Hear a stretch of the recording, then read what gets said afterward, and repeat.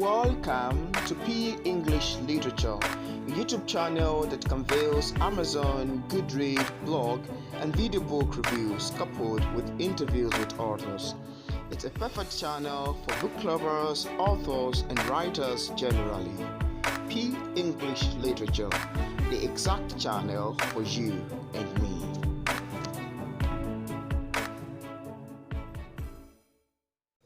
Hi guys, welcome back to my YouTube channel and to the review of essays from Dysfunctional Families and Literary Betrayal by Brent and Casey Bell. This book is actually, a two-book inside one, and I found it very intriguing.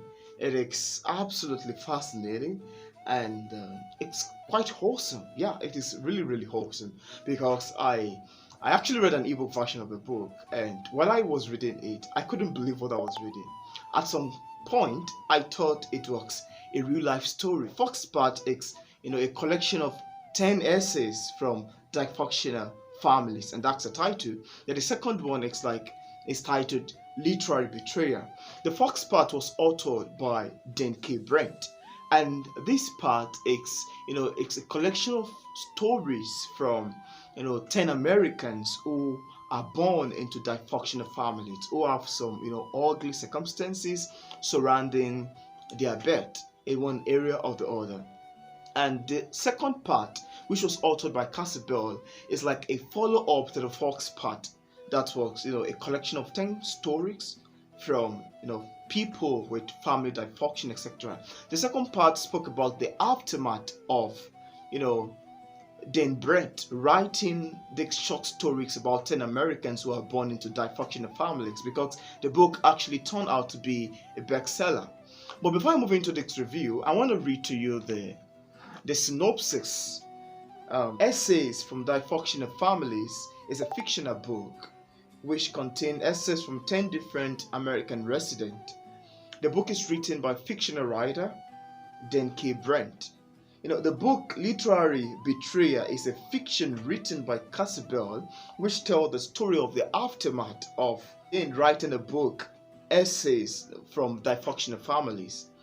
So, Literary Betrayal explores the possibility of what people might do if they find out that a bestseller wrote, or if they discover a bestseller written by a relative, a friend, is based on their life. I was actually confused when I was reading this book because there's a kind of a twist somewhere. The characterization is quite it's alluring, but it's somehow fishy. Not necessarily fishy, but it's quite unbelievable, because one thing I actually noticed in first part was that when I was reading the story, number one, my opinion about the book is that the story in the first part of the book feels so raw. I felt it's something that it's real, because ordinarily I cannot I'm not trying to judge the power of the author as being a fiction writer, but I find it very difficult to believe that it is a fiction book. And that's what my opinion is also a point of rivalry in the book, because in the second section of the book they made mention that some people have the notion that the book they can't believe that it's a fiction story, and that's the book is actually quite different from other sort of books I've been reading, because it's like you find yourself it's like a fiction story and also like a real life story. Okay, let me move now into my review. So the first part of this book actually explored on stories of 10 Americans. I won't be talking much about the story, but I'll be making some reference. I'll narrate some stories, couple story, like 2 or maybe 3 of the stories, so you can have a glimpse of what I'm talking about. The book actually, asks some sort of information to pass. I feel that it's a book that asks a lot of, information to pass on, because majority of people are actually born into family that are actually dysfunctional, having one issue or other, some ugly issues attached to their bed, etc. So the story is made up of, the first part is made up of 10 sections, 10 short stories containing information and, the story of people in this category. So it's actually 10 parts, but I'll be narrating some stories within this collection for you to have a glimpse of what I'm talking about and what the book is actually all about. The first part is actually a story of Michael, that's the protagonist here, whose parent, both father and mother, would go to the club on Friday and Saturday night, and they will come home drunk. After they are being drunk, they would now, on the effect of being drunk, they will instill some sort of, they will abuse their child, cause them a lot of pain, and they'll be doing it over and over and over again. Another thing that is actually, expedient here is the fact that this parent, the narrator is actually the son.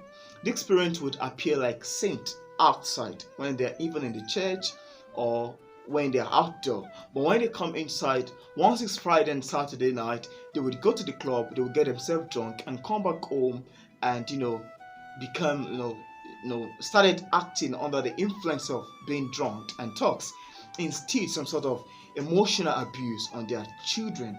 And one of their son or daughter was actually in this category, and she works on this basis. She now have the influence and says she's never going to get married because she don't want to treat her own child like the way her own parents treated her. And I find this actually, I think this story is actually based on some dysfunctional families and the perspective that people ought to have towards it. Okay, that's about that. Another story within this collection is a story of Tara, who was being raised by a single mother. Tara's parents actually divorced. The mother and the father had issue together and they divorced. So Tara was being raised by a single mother. And for her mother to keep her, to provide for her needs, she asked to do different kind of job, and she does 3 basic jobs. She goes to work on Monday and come back on Friday. And on Saturday basic, she does go to another job. And I think in the night also, that sometimes that she work in the night shift in order to make provide food for her kids. And that's how she would go to work from Monday to Friday. And the only time that Tara would have time to speak with her mother is only on Sunday basis. And even on Sunday basis, it's not really that coming, because there's sometimes that she would also have to do shifting. So this actually imposed the absence that a child ought to have. There's no sort of motherly love. Tara was being deprived of parenting. Her father is not there, and her mother is always going to work, do not even have time for her. So that's how she began to find pleasure and joy and company in her friends. And sometimes she would find herself going to meet a friend, hanging out with a friend, and they began to introduce her to something that she literally did not want to. They started introducing her to drug, and she started experimenting it together, and sometimes they would practice being high and drunk, and Tara found herself doing it over and over again, based on the influence of her friend, because of the fact that her mother or none of her parents is actually ever available for her. So whenever Tara's mother is not around, whenever she goes to job, Tara would invite her friends so they can come and have nice time in their home, and they would stay from morning till evening, gallivanting here and there, and they still act to move over and over again. And sometimes whenever Tara did not actually, her friends are not really coming around, she now get the notion of having a boyfriend, and from there she met a high school young guy of 20 years old, and anytime the mother is not around, the guy will always come to her house and have sex with her.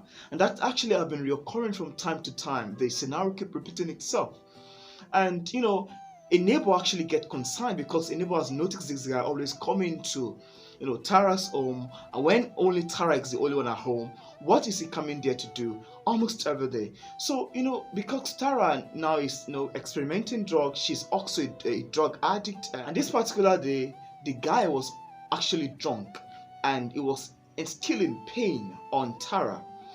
So the neighbor got concerned. I had to call the police and said, I need to get this guy caught today. What's it always coming to do at Tara's house? So from there, she called the police, and the police was actually by the door while the other act was going on inside. So at the point they were being caught, and because they were actually below age, it became a court case. and the police arrested both of them, took them, and because of that, Tara mother had to call her father and come and intervene. So both parents began to blame themselves. You are the cause. You are the cause. No, you're not always there to treat her. You're not always there. So because Tara actually lacked attention from her parent, both parents are not always available for her. That's how she seek to mingle with her friends, and she was being introduced to something that is actually very difficult for her to treat.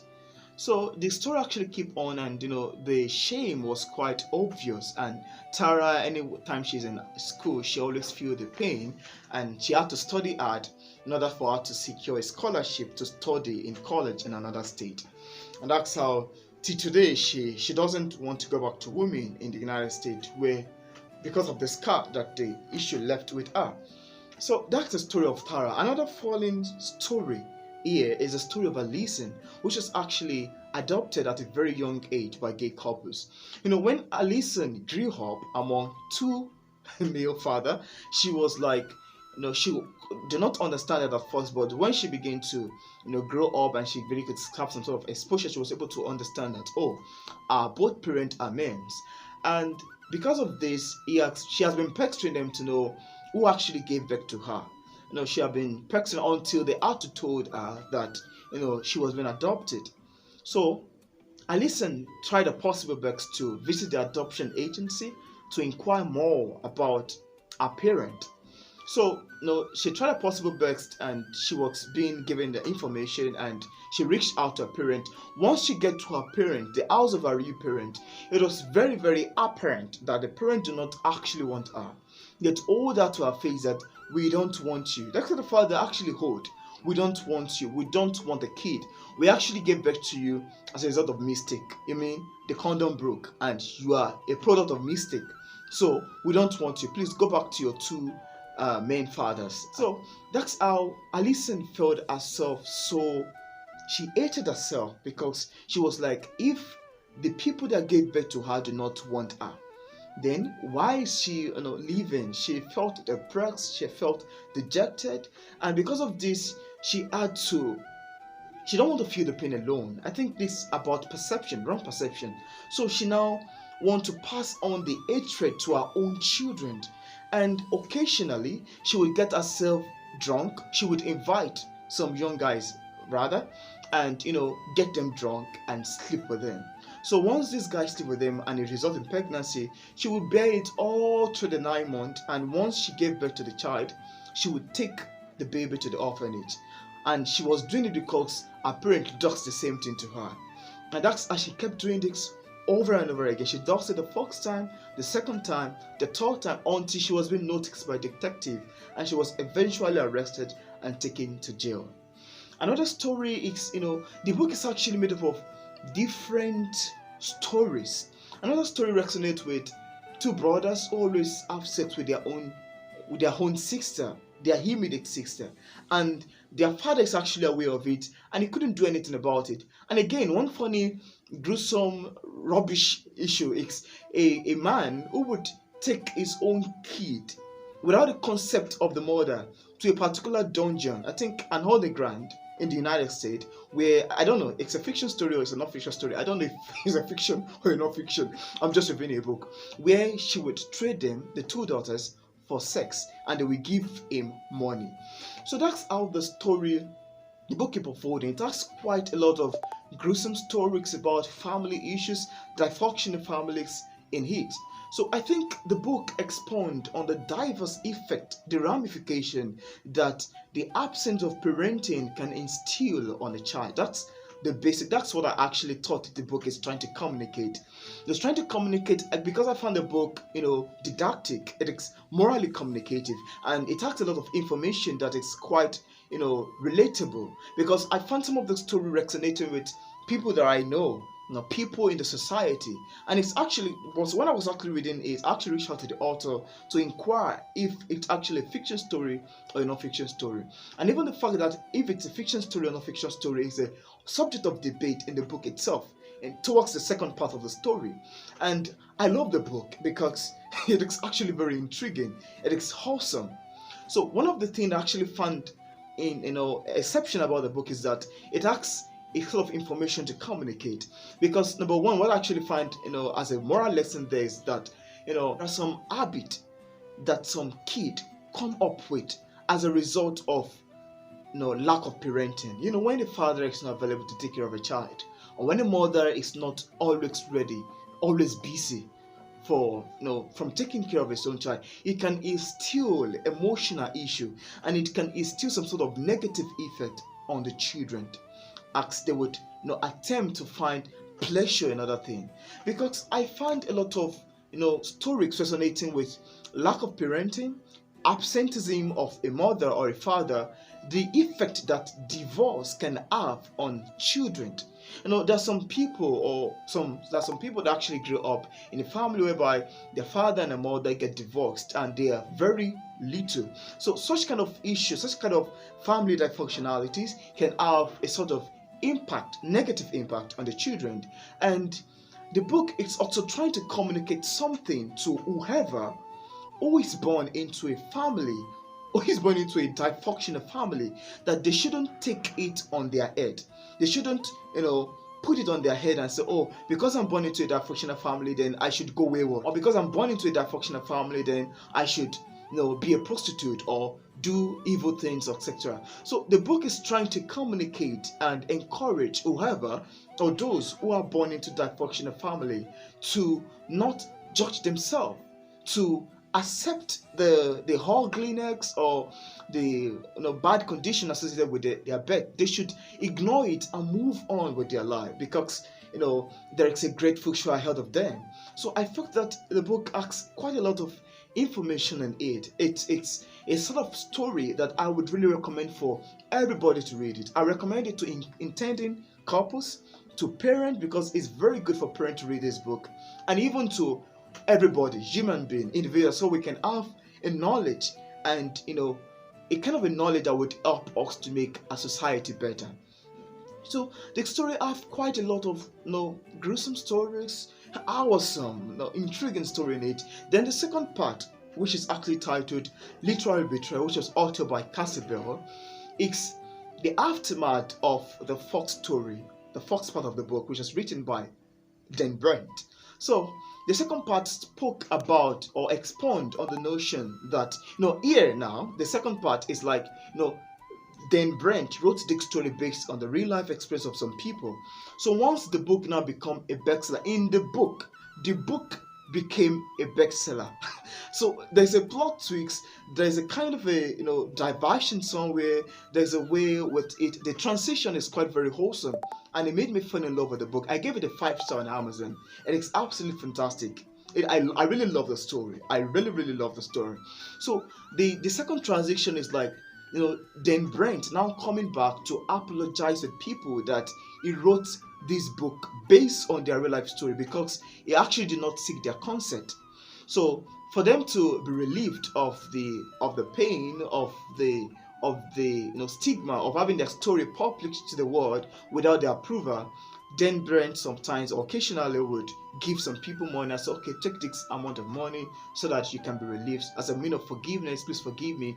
Because some of the story was actually resonate with the real life story or the family story of the author in the book. I don't know how realistic this is. I don't understand if it's even a fiction or a non-fiction story. Even in the book, there's a sort of confusion if it's a fiction or a non-fiction. So this aftermath side, so this second part, which is actually literary betrayal, expound on the effect that people would have if they notice that a bestseller book was written based on their real life story. And there's a particular part that I admire about this book, which is the part whereby Brent was being invited for interviews in the United States. He actually lived in London, so he's been invited for interview in the United States. And I love the the presentation, I love the conversation, and I love the fact that most of the story are told based on the conversation that the characters have. I think it's a kind of a technique that I find quite relatable. I actually love it because I love my story, or my novel, because I'm a novelist. So I love when a story is told based on the conversation of characters. It added more charm to it, and I thought it's a nice style. It's a nice setting. So I love the way with which the interviews are being set, the questions are being answered, and the way the author, in this part, Brent, would have to go for signing of books, distribution of books, and the book actually made a bestseller. So the story, this other part, expound on the aftermath of the Fox story, because most of the people that the author wrote about in the first section were now raging war, were gruesomely in argument, heated argument against him, and they were criticizing him on why should he wrote the book without their consent, why should he write a story about my life without even seeking my permission, etc. So that's how the story kept unfolding, and it was unfolding in a dynamic manner. And I love this second section. I love every part of it. I love the classization, I love the plot twist, and it added an amazing feature to the book. So the book is written by two authors, Brent and Casey Bell, and I absolutely love the book. I don't want to spoil the book. I don't want to talk about everything in entirety.